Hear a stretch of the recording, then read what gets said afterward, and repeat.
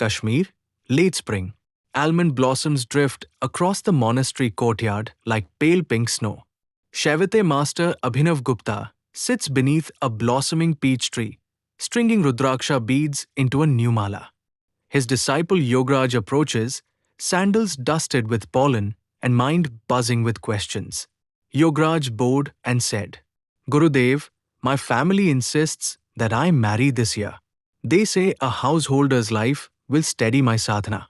Yet a whisper in me says it may also derail it. Should a seeker marry or renounce? Abhinavagupta, without looking up to him, replied, Don't marry, Yogaraj, unless you've grasped one truth. Yogaraj startled and asked, Which truth, Gurudev? Abhinavagupta said, That no spouse will complete what you believe is incomplete. A wedding solves no inner loneliness. It merely sells you a mirror. If you look into that mirror and see Shiva, Shakti playing, marriage becomes yoga. If you look and see only a needy self grasping another needy self, marriage becomes bondage. Yogaraj arguingly asked, But our Shastras praise Grihastha Dharma.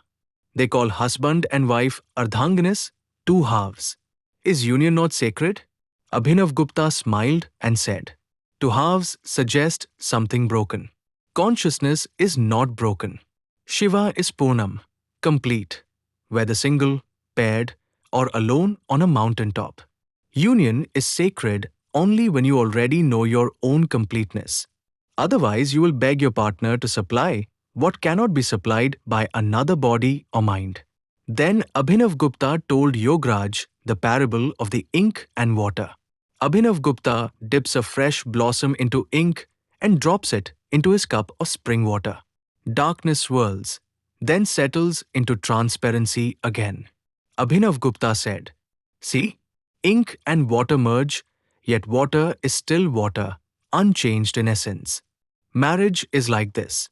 The forms intermingle, but the essence, pure awareness, remains itself. If you cling to the swirl, you suffer confusion. If you rest as the clarity beneath, the swirl becomes dance. Yogaraj hesitatingly asked, Suppose I do marry. How can I keep the dance from turning into a chain? Abhinavagupta said, By remembering these three seals. First, Pratyabhigyana means recognition. The beloved is not other. She is your own spanda made visible. Second, Vimarsh means reflection. Let every conflict point back to the belief I am lacking. Question it. Third, Utsarg means release. Offer each expectation into the fire of awareness before you speak it. Fail in any seal, and marriage will tighten around you like wet leather.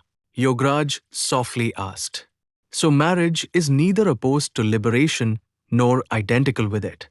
It magnifies whatever ignorance or insight already lives in me. Abhinavagupta replied, Precisely. Ignorance turns a silken bond into iron. Wisdom turns the same bond into golden light.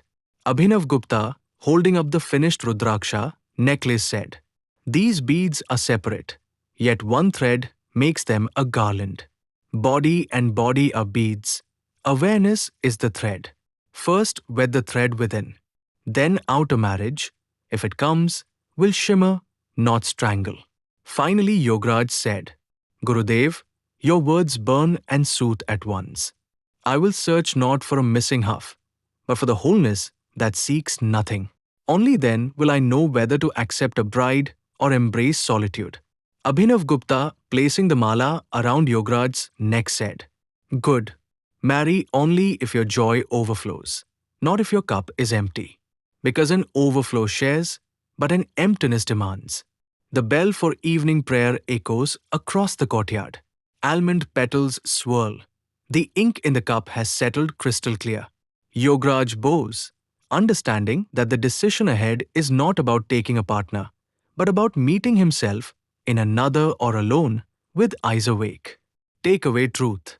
Don't marry, said Abhinavagupta, unless you have already discovered the fullness of the self. For only a heart that knows its own completeness can turn partnership into liberation instead of bondage. Om Namah Shivaya.